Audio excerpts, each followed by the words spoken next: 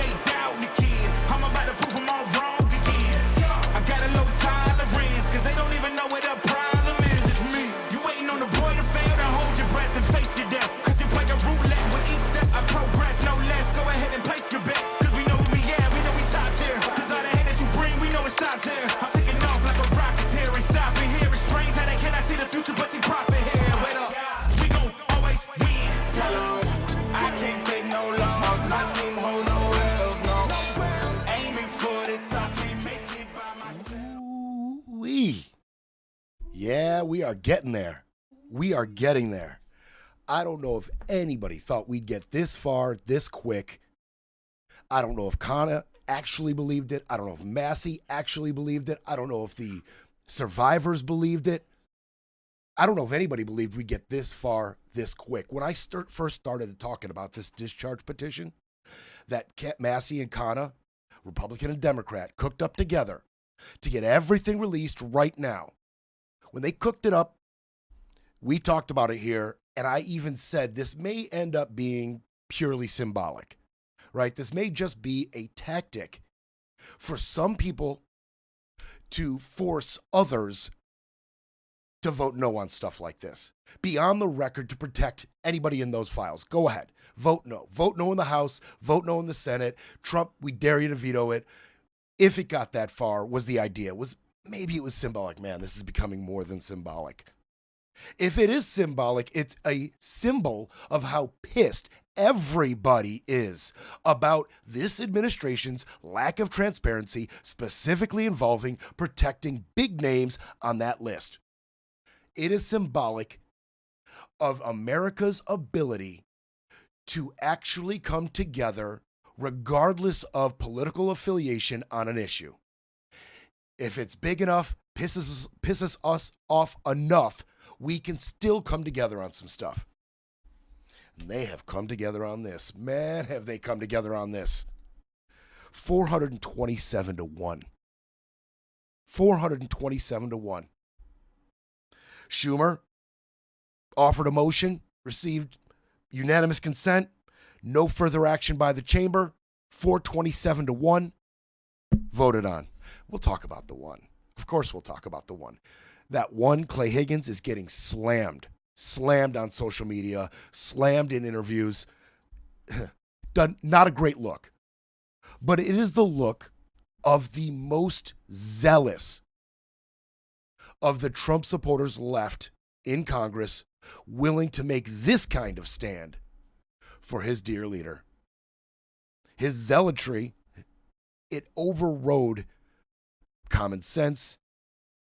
You know, it overrode the horrible optics and the damage to his reputation. His zealotry, his devotion for Trump, it trumped everything for him. How about that? So we'll talk about Clay Higgins. What a terrible look. What a terrible look. Johnson, who voted for it, we'll get to it. We'll get to a lot of this, man. We're going to get to everything. Johnson asked John Thune, hey, please amend this. Tie it up. He was hoping it would go to the Senate, and Thune would amend it, allow debate, and hear arguments for amendments, and tie the whole thing up. That's what he was hoping for. Well, Thune wasn't really down for that. Johnson had called it a political stunt by the Democrats, and he wanted to add additional protections for victims mentioned in the files, which is a red herring, because at any point, these files could have been released with names redacted of the victims. That's not a problem. It never has been a problem. It's a non-issue, and it's a red herring for Mike Johnson to run interference. It's one of his plays for interference. But Thune been doing this a while, man. He said when a bill comes out of the House 427-1, and the president said he's going to sign it, I'm not sure that amending it is in the cards. And that's exactly what happened. It wasn't in the cards, and the Senate greenlit it immediately. No amendment, no debate, no wasting time. Pass the House, pass the Senate. Done. Ro Khanna said, and I mean, this is a huge victory lap for Khanna and Massie and Green and Mace and Boebert and the most vocal proponents of this. This is a huge victory lap and a huge loss for Trump. And there's absolutely no way to do gymnastics around it or parse it or disseminate it. It's a loss. For whatever reason, Trump has been very vocal about this very thing not happening. And it happened. His snake in the grass, Mike Johnson, did absolutely everything in his power to stop this from happening. And it happened. It happened. They have to release all unclassified records, documents, communications, and investigative materials relating to the investigation and prosecution of Jeffrey Epstein in its possession. DOJ has to do that. Okay? And Trump said he will sign it if it comes to his desk. Remember, that may be something Trump can afford to say, because Trump also said, and it's going forward, he wanted an investigation of all the Democrats only, that were implicated in those 20,000 emails released by the Oversight Committee. Okay? He wants investigations into, Bill Clinton, Larry Summers, there's others. He wants investigations into the Democrats who have been uncovered as being in correspondence with Epstein.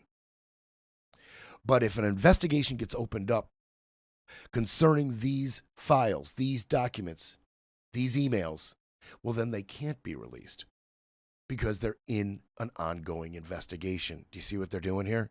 And Pam Bondi ran with it immediately. Jay Clayton, we've talked about him. He's in the Southern District of New York, Manhattan. He's been tasked with it. He's been tasked with opening an investigation into the people, the Democrats, mentioned in these emails. That in and of itself, by the way, wouldn't that be a violation of the U.S. Code?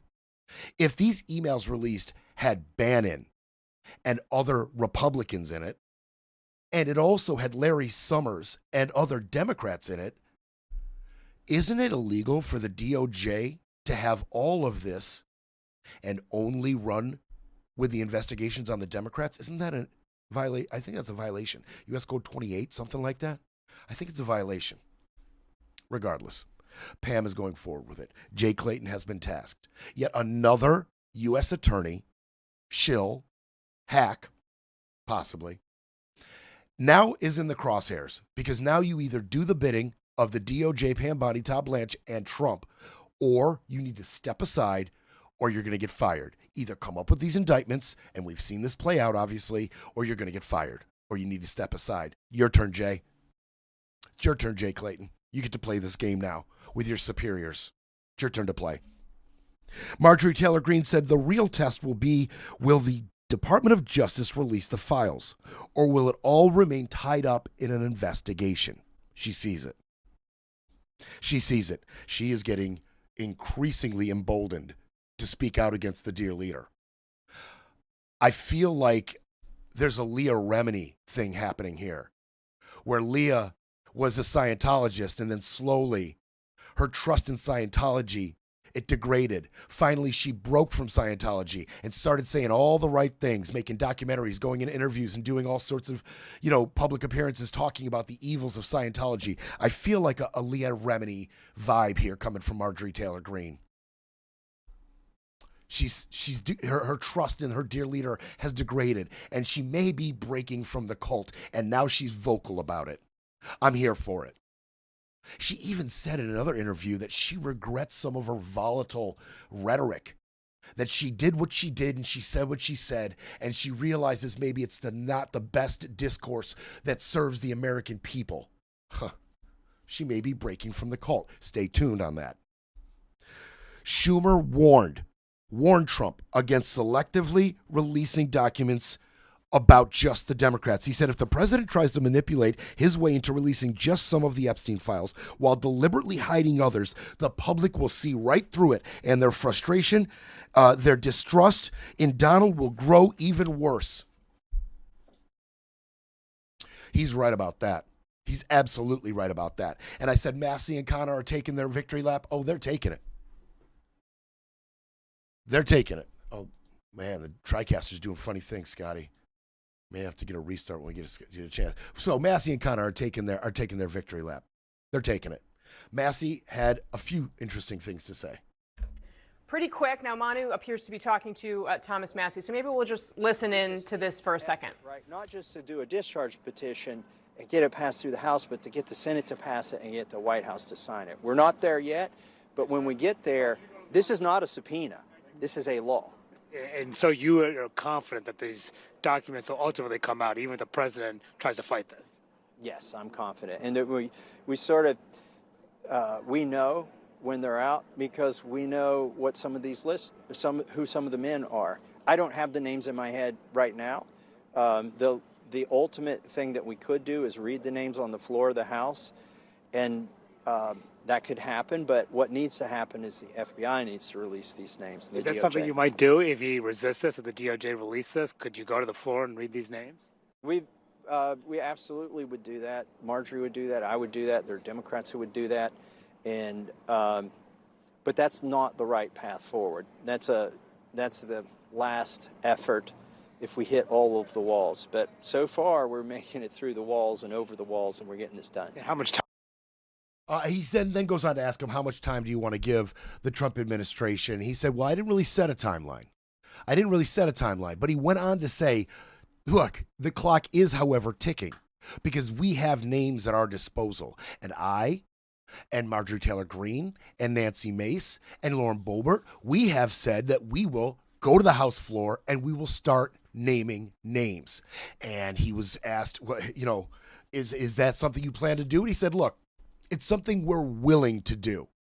Start naming names on the House floor. He said that's last ditch effort. If we get all the pushback we anticipate we may get from the Republicans and from Johnson and from Trump, if we get the pushback, if they try to tie this up, if the DOJ tries to, or the FBI tries to release selective information, any of that, then yes, we are willing to absolutely just go to the House floor and start naming names. He said, I can't remember right now off the top of my head who that is. I can't. I'm at a loss for a name right now, but promise you, I'll remember them by the time it comes around that I have to use this. I'll remember them. We'll get that list. Look, I want everything to be released. I don't want it to be just selectively released to just hurt Democrats. I want the full disclosure. I want it now. But man, a part of me wants them to fight back and push this and push Massie into a corner because I want Massie to go on TV on the House floor and start naming big names. That would be the most dramatic television ever. A little part of me wants that. But let's do it the right way. Johnson doesn't want to do it at all. Johnson doesn't see it as justice for victims. How does Johnson see it? President Trump has nothing to do with it.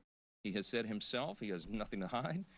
And that's clearly what they've been trying to do. They're trying to attack President Trump. This is what they've done. They weaponized the justice system over the last several years to go after him, and this is their latest attempt. And they don't have a platform or a principle to defend on the Democrat Party side, so they put all their eggs in this basket. And that's why you hear endlessly about Epstein. Everything's about Epstein. And now they're making eggs. They're making omelets, sunny side over, scrambled. They put all the eggs in that basket, and they have delivered. That is a great basket for their eggs to be in, Johnson, and you contributed to it. You contributed to it. Yeah, this is called a win for them, Mike. You did everything you could to stop this from happening. You delayed bringing the House back in session just so you didn't have to swear Grijalva in, just so she couldn't sign the 218th signature on the discharge petition, so you wouldn't be put in this position. And 427-1, you lost. It's quite a lopsided score, sir. And Massie's out here like, I got something for you. You try to hold this up? You try to impede this? Run interference, Mike? Trump? Bondi? Blanche? I got something for you. The victim's got something for you. Oh, man, do I want to see that play out. It's time for a quick break, then we break some more. You're listening to Brett Breaks Things.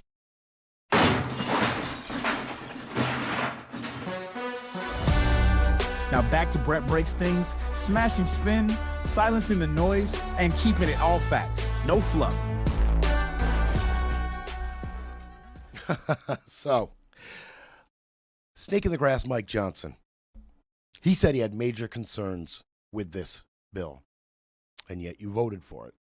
He said this is a political theater, a hoax. He said, you know, it's an attack on Trump, and yet you voted for it. You voted for it. He said ahead of this vote, as he started to take the temperature of his colleagues, right ahead of the vote, he said, I anticipate every single Republican's going to vote for this. He said none of us want to go on the record in any way being accused of not being maximum transparent. Well, not every Republican saw it that way. Because one Republican put his love and devotion for Trump ahead of all of it. All of the transparency you're talking about, Mike Johnson. Regardless of how many of his colleagues voted yes for it, including you. Clay Higgins, man. This guy, Clay Higgins. This is the guy that claimed there were ghost buses sending agents and provocateurs to J6 ahead of the riots. He's the guy that said either 100 or 200 FBI agents with an agenda were embedded in the crowd to, and embedded in as Trump supporters to sow chaos.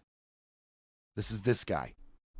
This is the guy that promoted the anti-government militia, the 3%ers. He's promoted them. He's all about it. He's all about them. He said the case involving Trump and the classified documents in his toilet, he said that was a perimeter probe from the oppressors. This guy's all in. What's really sad is he is a senior member of the Oversight Committee. Crazy.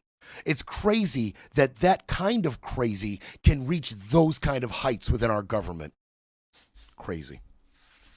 And, he's the chairman of a subcommittee within the Oversight Committee, and he touts his role in transparency. He touts his role in releasing files. Well, all the action that he has done, the subpoenas that he directed, they were all focused on Democrats. It was all a partisan witch hunt, garbage subpoena going after just Democrats out of the Oversight Committee. That's his part. But he touts it as some kind of, championing of transparency. I got it out. And Johnson said, none of us want to go on the record in any way to be accused of not being maximum transparent. One person will go on the record. Mr. Johnson, Clay Higgins. He says he's not afraid of going on the record. He waited to cast his vote until all of his colleagues had casted theirs so he could have his little dramatic moment. Little miss, look at me. He said, quote, in this grand stand after all his colleagues voted and he had the attention of everybody, he said, what was wrong with the bill 3 months ago is still wrong with it. It abandons 250 years of criminal justice procedure in America. If enacted in its current form, this type of broad reveal of criminal investigative files released to a rabid media will absolutely result in innocent people being hurt. Except the Democrats that you are going after with your subpoenas, and the Democrats that Pam Bondi has ordered an investigation on through Jay, whatever his name was, over in the Southern District of New York. Those people aren't innocent, right? Just the people that you're friends with and Trump's friends with. You mean those innocent people? You can't mean the victims because we can easily redact the victims' names. Not a problem. So who are you talking about is innocent here, Clay? I'd like you to name names. Who you think is innocent in all of this besides the victims. By the way, Dan Boyer, Democrat. Greg Kasar, Democrat. Mikey Sherrill, new governor of New Jersey, Democrat. Ruley, Republican, and Womack, Republican. Those guys abstained. They abstained. They didn't vote. Now, one thing you're hearing from Johnson and Trump and some of these other people is, why didn't Biden release these files? Why didn't Biden release these files? Right? You've been hearing that quite a bit. And there's very good reason Biden, from the years 2020 to 2024, could not release the files. Very good reason. I could explain it to you right now, but I'd rather have Julie K. Brown, who has been an absolute crusader for these victims, and her reporting has been airtight. How do I know this? Because of all the lawsuits that get tossed around by Trump and this administration, none of them have landed on her desk because her reporting has been airtight. Her integrity is airtight. Now, I'd rather have her, Julie K. Brown from the Miami Herald, explain to you why Biden could not release those files. I'd rather have her explain them to you. He says that it was poorly drafted, does not protect the victims as Hold well. on. Whoop. That's the wrong one. Sorry about that. After all that buildup. Here's Julie. The Democrats had every one of the Epstein files in their possession for the 4 long years of the Biden administration. The Biden Department of Justice had the files the entire time. And not a single one of the people who are so loud and animated right now, they never said anything about it for all those 4 years. Is that accurate? Well, it's not only inaccurate, it's ridiculous. I mean, the case was an open criminal investigation during the Biden administration. They were pursuing charges against Ghislaine Maxwell, as we know. They obtained a conviction, and after that, she appealed. You cannot open up your criminal case files when a case is still open. And by being under appeal, the case still remained open. Also, by the way, we really don't know to what extent they were still trying to hold other people accountable in this case. They obtained a lot more information in the past couple of years from new victims who have come forward, and they may very well have still been investigating other possible charges against other possible people who were involved. It always kind of surprised me that one of the things the Trump administration never said when they came into office, or never mentioned whether the case was still an open investigation or a closed one. And so we're still left wondering what kind of case they were building possibly against some of these other wealthy and powerful people who were involved with Epstein. Okay, simple. The investigations were open and the appeals were ongoing all throughout Biden's term. It's so simple that even Don and Pam Bondi understand it, which is why they're opening an investigation on using the Epstein files and the newly released information that was subpoenaed by the Oversight Committee. It is so simple that even those simpletons can understand it. Oh, we get it. Biden couldn't release the files because there was an open investigation and appeal. Great. So we won't release the files because we just opened an investigation. It's so simple that even Don gets it. And don't forget, Don could have released those files. At any point, he could have released those files. He released the investigation files into the JFK assassination. He released the files into Martin Luther King assassination. He could have released the files into this. No problem. Raskin spoke to it. He said if the president is serious about what he's saying, he's got the power to release the Epstein files right now. Nobody's stopping him. It's within his possession. It's within his control. He can release the whole thing, and he can redact the names of the victims and others who are innocent. Boom. Raskin gets it. Raskin gets it. And now Trump and Bondi get it. Oh, they get it. They get it. They understand it.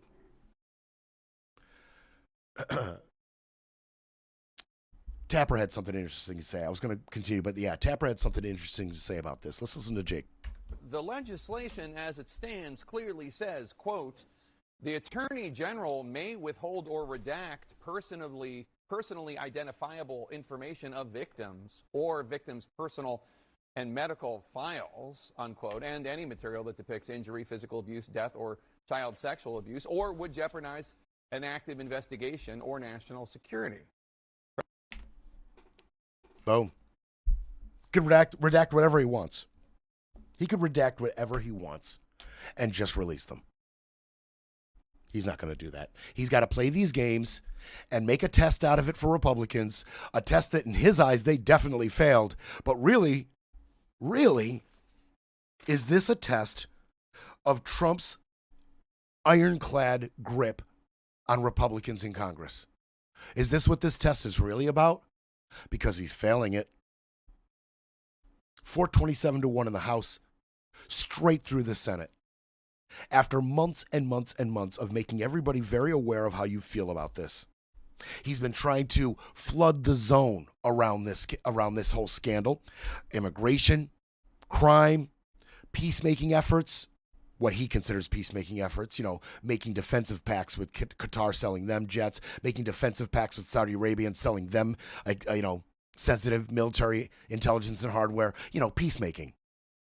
When he does these things, his approval rating goes up. When Epstein is dominating the headlines, his approval ratings go down. He's been trying to flood us, be everywhere all at once, so we can't be on top of the Epstein issue. But they remain a constant source of ire for him. And I can't understand why Trump didn't just do what a lot of his cohorts who have been sucked into this vortex have done, which is, mum's the word. I regret any association with this man.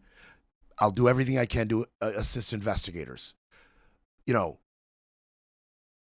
High-level person, after mover and shaker, after millionaire, each of these people have just kind of said, yeah, it's unfortunate that I'm in any way, shape, or form associated with Jeffrey Epstein. I denounce all of his actions. That's it. End of quote. Why didn't Don do the same thing? Especially considering he's got such control over Pam and Todd, the DOJ, the FBI, Kash Patel. With all of this control, why didn't you just zip your lip and then go behind the scenes and scrub and toss and burn bag and shred whatever you want? Because I believe that's happening anyway. Mark Epstein believes it's happening. He even went on interviews and said, oh, I know of a facility where they're doing it right now. Obviously, that's all allegedly. We can't just go by what Mark Epstein says, but he's saying what you think, which is Trump's out here scrubbing things, Pam Body's out here scrubbing things, redacting things, taking things out, getting rid of stuff, anything that might hurt Trump or hurt anybody really close to Trump. We believe they're doing it anyway. So let's assume they are.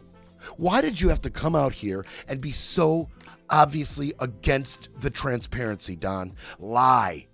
Say out of one breath you had no idea what was going on, and then out the other side of the mouth, you say he was such a terrible person I had to break off my friendship. You came out here and lied and looked stupid. Why?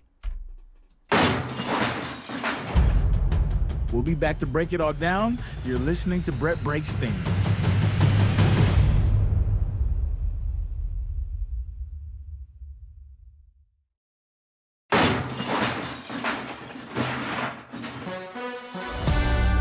Brett Breaks Things, fighting for America one mic drop at a time.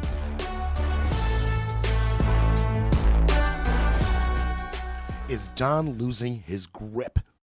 Is he losing his ironclad grip? This segment is going to point to yes. Multiple things I bring up in this segment are going to point to yes, he's losing his grip. He's losing at least a measure of control on the GOP. It's my pleasure to get into this. All right, so look, is he losing his ironclad grip? 427-1, and then right straight through the Senate. Even Massie said, there's hope here. We fought the president, the attorney general, the FBI director, the speaker of the House, and the vice president to get this win. He said he had little optimism of forcing the release of the files when he started this effort, but Republican women rallied around the cause. Is he losing his grip because he couldn't convince Marjorie Taylor Greene, Lauren Boebert, or Nancy Mace to come off of that discharge petition? Certainly couldn't convince them to vote no on it either, obviously, for 27-1. He said they were pressured in ways that you cannot imagine, Massie did. And they stood strong, and that's why they're here today. They didn't take us seriously over at the executive branch or in the Senate because they always thought they could flip one of these women. They thought they could convince them or control them or intimidate them into taking their names off this petition, but it did not succeed. Marjorie Taylor Greene, she went to that presser with the victims, the one yesterday where they all spoke. She was there. I know you heard about it. They said a lot of things. They said a lot of things right to Trump. Green said at that presser, he called me a traitor for standing with these women. Let me tell you what a traitor is. A traitor is an American that serves foreign countries and themselves. She bullseyed that. I think she's going through a little Leah Remini right now. She's Leah Remini, kind of getting clear eyes about Scientology and going on documentaries and going in front of the press and giving interviews saying how evil they are and how wrong it was, what she was doing, taking a part of it. Green's doing the same thing. It looks just like what happened to Leah Remini. She's getting clear eyes, possibly. Or maybe it's just a political ploy. I'm sure some of you out there are like, Brett, don't buy into this. Okay, buy into it or not buy into it. Is this not a positive direction in terms of Marjorie Taylor Greene? To say that she possibly regrets some of her vitriol early and some of the ways she supported Trumpism. She regrets it. Doesn't feel like that's the best way to serve the American people. Now she's out here talking about ACA subsidies. She's out here talking about, release the names in the file, standing with the victims. Political ploy or not, it's a positive turn for her. I'm not out here advocating for her to get another, get reelected, or campaigning for her. No, she's bat crap crazy. And she has been, for the most part, bad for the political process in this country. But this is a positive turn for her. There's no other way to see it. No other way to see it. An ABC reporter at the Oval Office asked Trump about releasing the files. He lashed out. He said, "You're a terrible person and a terrible reporter. As far as the Epstein files, I have nothing to do with Jeffrey Epstein." He's on the attack. He's on the attack. He's attacking the press. He's attacking the Democrats. He's attacking his own party because he's losing his grip. He's losing his grip. Now, there was a few White House officials that were willing to speak to Politico, and anonymous, of course. They were willing to talk about this and be honest about this, or what they feel is being honest, with Politico, but anonymous for good reason. One said the Democrats are going to regret this. Let's start with Stacey Plaskett. You think we're not going to make a scene of this? I don't know if you know the story, but Stacey Plaskett was in a hearing with Michael Cohen. And when it came her turn to ask Cohen questions, she had been in a text exchange with Jeffrey Epstein. Texting with Jeffrey Epstein. I'm going to play you the video. Scotty's got it for me. I'm going to play you the video of how this went down with Stacey Plaskett. Let's just air this out right now because it's where the Republicans are going, among other places. Go ahead, Scotty. Okay. Little intro. Newly released documents. Plaskett was texting with Epstein when she was questioning when Barack Cohen. Obama was president of the United States. And while we were once driving through a struggling neighborhood in Chicago, he commented that only black people could live that way. Attorney-client privilege. Okay, so yes, it's showing the turn text it on the bottom of the You, screen. as my friend Mr. Meadows pointed Yeah, go out, back, misled Scotty. this committee Pause it. I today tried in to a written pause it, Scott. I remembered you were playing it off that machine, so I couldn't pause it. So the first text, and we're going to pause it right there. The first text says, are you chewing? Okay, that was from Epstein. Are you chewing? And while we were once driving through a struggling neighborhood. Okay, now this is just before Plaskett went on. She said, not anymore. He commented that only black That was at people 7:42 could live that way. a.m. Then at 11:24, Epstein texted her again.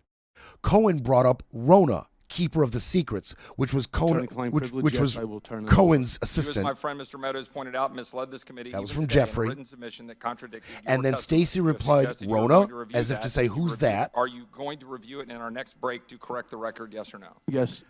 Then she quickly texts him again. Quick, I'm up next. Is that an acronym? And then Question, you helped Epstein, out the president's frustrated, campaign has to text her or were back. involved in the campaign as a representative, as a spokesman, even in your words today. He says it that was is your his idea for the assistant. campaign dating back to 2011. Is that accurate, yes or no? Yes. Okay, then Plaskett, you can, and then here she Weisenberg goes. and other individuals, Ms. Rona.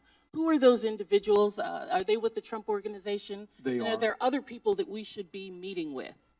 So, Alan Weisselberg is the chief financial officer. You got to quickly give us as many names as you can so we can get to them. Yes, ma'am.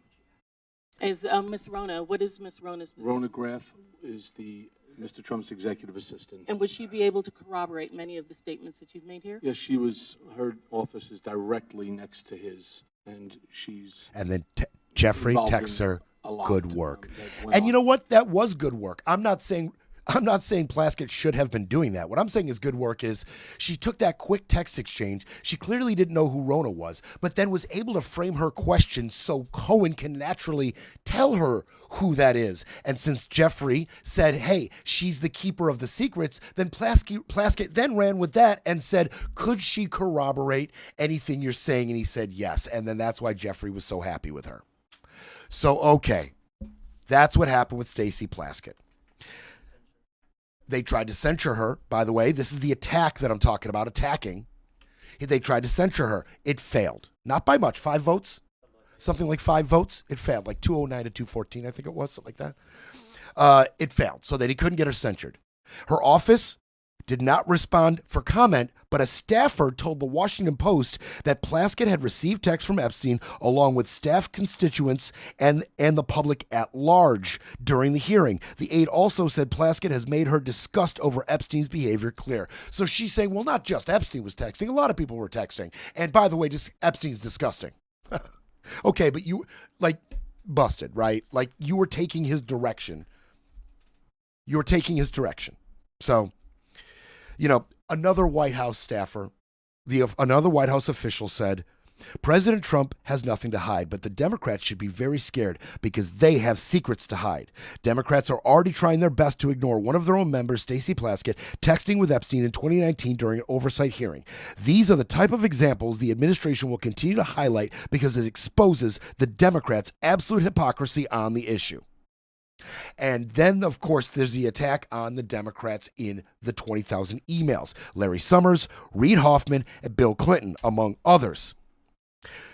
Trump said Tuesday from the Oval Office, all these guys were friends of his. What Epstein is a Democrat hoax to try to get me to not be able to talk about the $21 trillion in investments that I talk about today. That number is absolutely fanciful. We talked about his difficulty grasping the concept of numbers and how he will just say random numbers like $21 trillion in investments. Come on. Summers announced Monday that he would be stepping down as the president of Harvard and taking a step back from public life. He's the one that sought advice on dating and romance from Jeffrey. None of them have been charged with any crimes related to Epstein's trafficking of underage girls. All 3 of them have denied wrongdoing, okay? Another official from the White House said Democrats only started talking about the Epstein files once they thought they could use it to score political points against President Trump. That will prove to be a mistake for them. Democrats and the media just fell into the same trap that they set up. They knew full well their own people conspired with Epstein, and now the chickens are coming home to roost. And they point to a $32,000 donation from Epstein to the DNC. So, fine. Whatever. And they point out that the DNC did not return that cash. Okay? Despite Donald Trump's best efforts to stonewall the pursuits of justice for these victims, this is what the DNC had to say, by the way. For the victims of the Epstein's horrific crimes, we are one step closer to achieving the transparency and accountability that the American people deserve. And they, by the way, the DNC added, does Trump's newest strategy finally include sharing what wonderful secret he kept with Jeffrey Epstein? That's a good question. I wonder if the Oversight Committee is digging deep into that wonderful secret. Wonder if they're paying that due deference.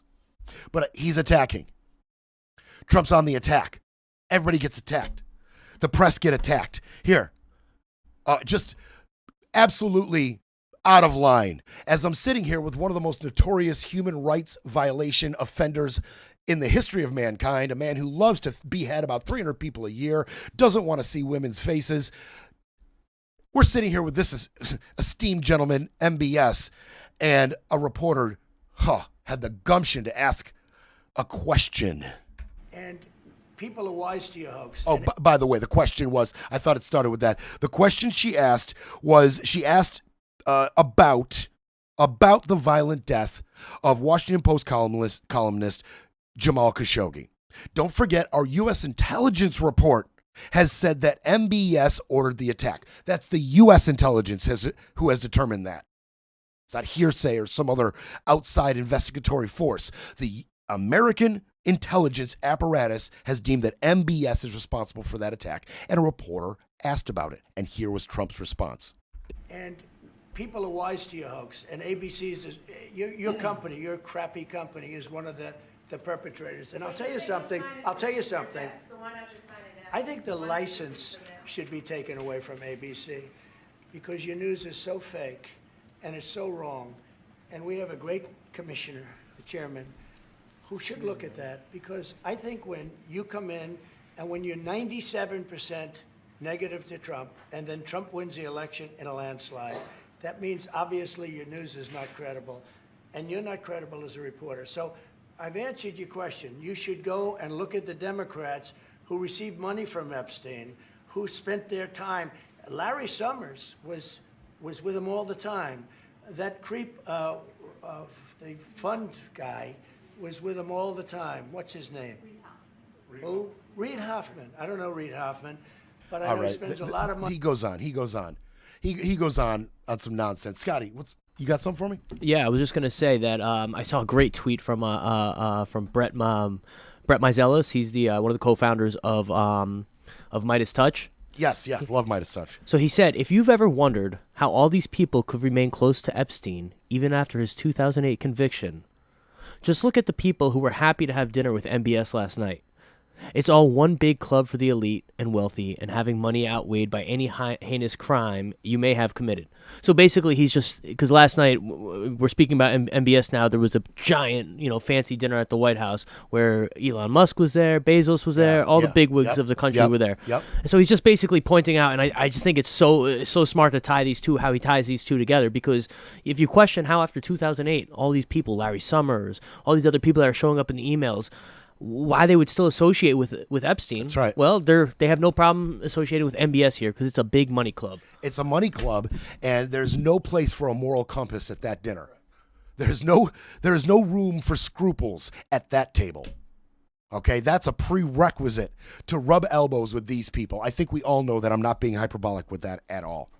Trump said, you don't have to embarrass our guest by asking questions like that, referring to her query as a horrible, insubordinate, and just a terrible question. A lot of people didn't like that gentleman you're talking about. He's talking about Khashoggi.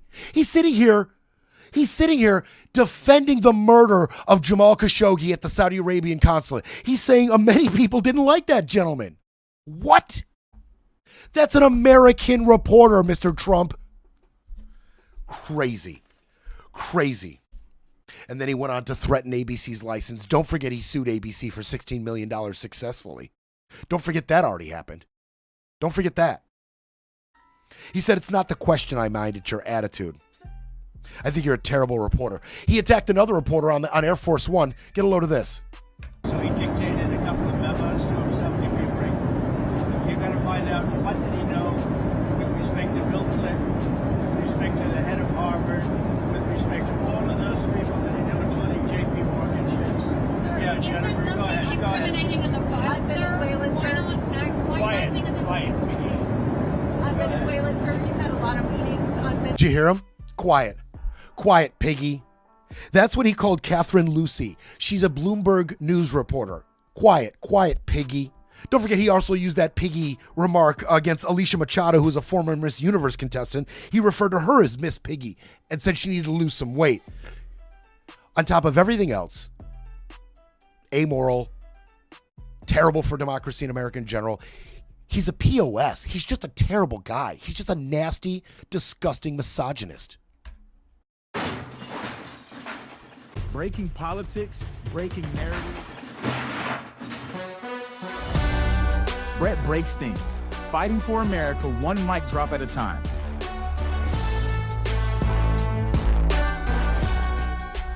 Okay, we're going to switch gears on you. We'll see what Trump does.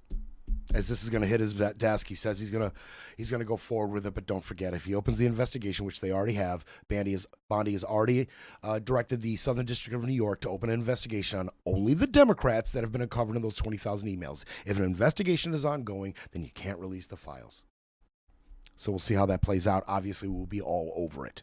We will be all over it. You know what else I'm all over? Did you hear about what happened in Texas? I mean, with the news cycle being what it is right now, with us possibly going to be invading Venezuela, Trump ramping up actions, greenlighting certain actions in Venezuela, and we will be all over that tomorrow. I cannot wait. This Venezuela situation is absolutely progressing in an interesting fashion, to be honest with you. As that's ramping up and the Epstein files are ramping up, and the Supreme Court weighs in on the tariffs. So much is in the balance. So much is dominating the news cycle. This might have got lost, but it shouldn't get lost because this is the ball game a year from now. Oh yeah, the Comey arguments. Oh man, that's right, Scotty. Thank you. I'm just trying to tease it, but one of the judges today, one of the judges was like, "Yeah, we don't have any record of the grand jury being presented your final 2 counts. After they rejected your first indictment, there's no record of you presenting them with the 2 second charges." And even the prosecutor said, yeah, they may not have. Lindsay may not have. This might not have gone down quite right. Even the prosecutor for the DOJ admitted there might be some problems here. That thing's going to get thrown out. And Lindsay's going to get fired. We're all over that too. But the ball game in 2026. Oh man, this is big. This is big. A federal court in Texas has 2-1 blocked Texas's newly redrawn maps. You know, the maps that they redrew after Abbott called a special session after that devastating flood, and everybody thought this special session was going to be about prevention of this and aid and awareness on this flood issue, and instead they jammed mid-census redistricting into that special session. Then they came up with a clever new map that added 6 Republican districts. You know, that map, Texas court shot it down. Yep. Panel of 3 federal judges in El Paso, 2-1. Yep. A bunch of civil rights groups sued to invalidate that map. The court orders that the 2026 congressional election in Texas shall proceed under the map that the Texas legislature enacted in 2021. The old maps, not the new gerrymandered racist maps. You know, the old ones. Now, Greg Abbott said he would quickly, bigly, strongly appeal this to the Supreme Court. Immediately said that. If it goes to the Supreme Court, and it will be Justice Samuel A. Alito Jr. who will hear this. Okay? It's going to be an emergency application. And it will be Alito, because Alito is assigned to emergency matters in that region of the country. That's Alito's jurisdiction. Okay? Now, he's going to be the one that sets the schedule for briefing. He could issue a pause.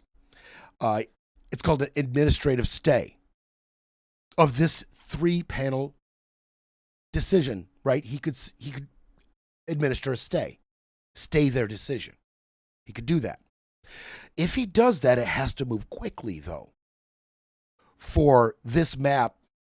If Alito and the Republicans get their way, and this map is ultimately allowed to be used and constitutional by the Supreme Court and Alito, they have to move quickly to get it to be used in this midterm coming up. It's got to go quick. So it's going to be interesting. How quickly does it get to Alito? How quickly does he make a ruling on this? And if he grants a stay, how long of a stay? Will he give a genuine effort for the Republicans to make their case for that map? Or will he kick this so far down the road that it just won't take effect in time for the 2026 elections? It's going to be very interesting. Now, this was a 160-page decision written by Judge Jeffrey V. Brown. He was appointed by Trump in 2019. He said that the judges have found substantial evidence showing that Texas racially gerrymandered their 2025 map. That's the Trump guy who said that. It's the Trump guy who said that. The other judges, the one who agreed with him, 2-1 decision, was Judge David C. Guadarrama, who was appointed by Barack Obama. And the one judge who dissented, that was Jerry Smith. He was a Ronald Reagan appointment.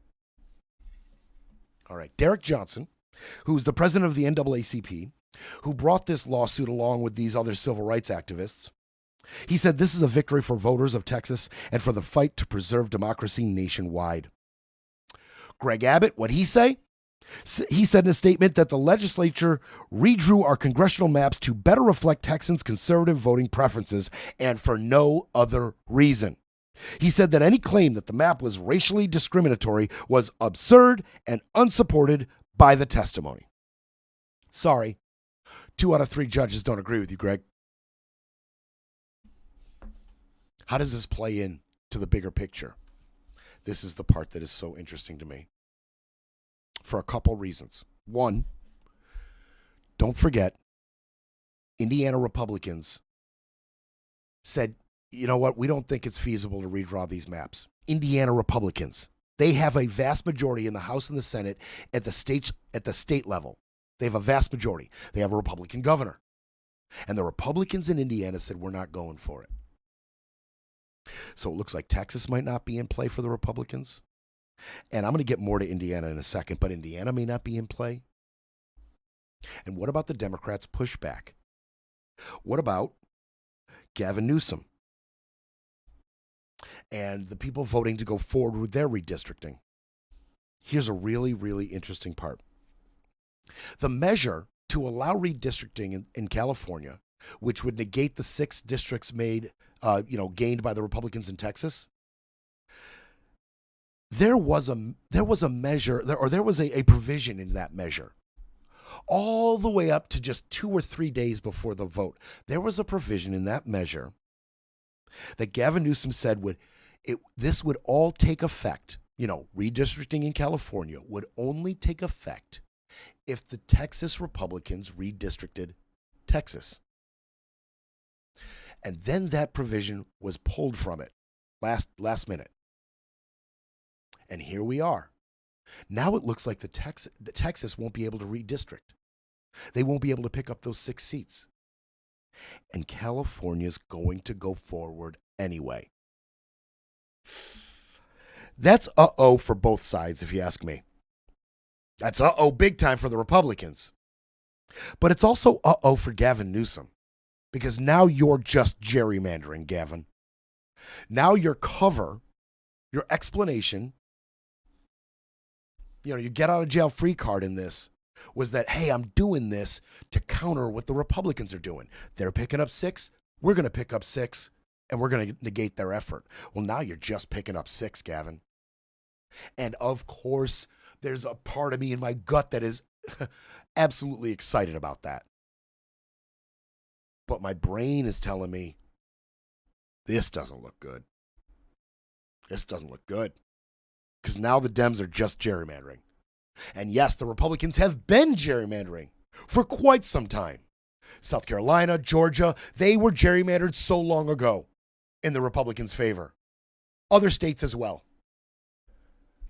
But right here, right now, what the public's paying attention to, what we all see right this second, is you gerrymandering, even while judges block Texas from doing so. Okay. The other part of this, though, Gavin Newsom's gerrymandering. The 6 votes they're going to pick up in California. There's another part to this. Don't forget, the Supreme Court is weighing in on Section 2 of the Voting Rights Act.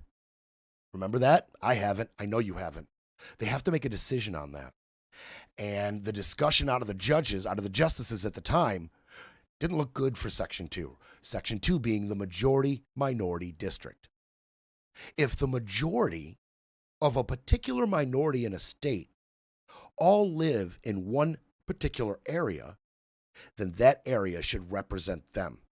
Regardless of how they may be outweighed voting-wise by the majority of the state that's in that district, that voting base, the majority of the state's minority, will get that district. A majority-minority district. That's what's in Section 2 of the Voting Rights Act. And it looks like the justices don't like that. Kavanaugh himself said these decisions on what's racially discriminatory and what's not, they should sunset so we can reevaluate where we are racially in this country. Take the country's temperature on racism. Doesn't look good. And if Section 2 should be struck down by the Supreme Court, well, that's going to take effect nationally. We could lose anywhere between 12 to 15, all the way up to 18, maybe 20 districts to the Republicans. So, is Gavin Newsom just going ahead with gerrymandering all on his own? And it looks like it's terrible gerrymandering just by the Democrats? Or is it still extremely necessary that he picks up these 6 votes, because we're going to have to fight that possibly? What if the Republicans pick up 20 frickin' seats from Section 2 being struck down? Well, then that 6 from California, that ain't going to get it done. And Virginia needs to step up, and Pennsylvania needs to step up, and other states need to step up. So is it going to be PR suicide for Gavin? Or is he going to be seen as a visionary on this? Is he going to be seen as the proactive hero in this? Man, Gavin started what was turned out to be a necessary movement. What it started as just counteracting Texas has grown into such a bigger counter-effective movement, counter-effective move against a much larger swapping of seats by Section 2 being struck down. And other people are going to have to get on board, or we are going to get walloped in 2026. Walloped. For years to come. Man, that Voting Rights Act decision is huge. Huge. I mean, honestly, it feels like the whole deal, doesn't it? In the context of this, doesn't it feel like everything? Those seats are so important. The majority is so razor thin. It's all on the line. They'll try to repair the narrative, but Brett Breaks Things will be back tomorrow to break it all down.